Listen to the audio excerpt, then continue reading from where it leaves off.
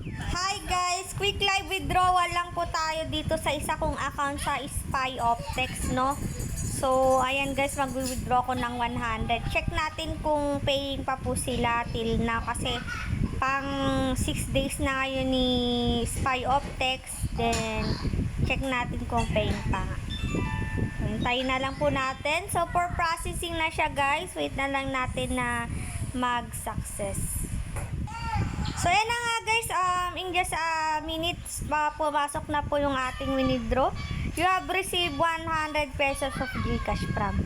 So, paying na paying pa rin talaga si Spy Optex and pang 7 days na bukas. Yung mga sumabay dito is pumaldo na guys. Yun po ang update kay Spy Optex. So, kung gusto nyo mag-invest guys, ito po yung products nila. Yung 200 pesos kikita na 50 pesos per day.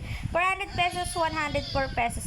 Pakicheck na lang din po yung product nila guys. Ang kagandahan dito guys, wala pong wala pong withdrawal fee. And please subscribe to my channel for more videos and for more updates.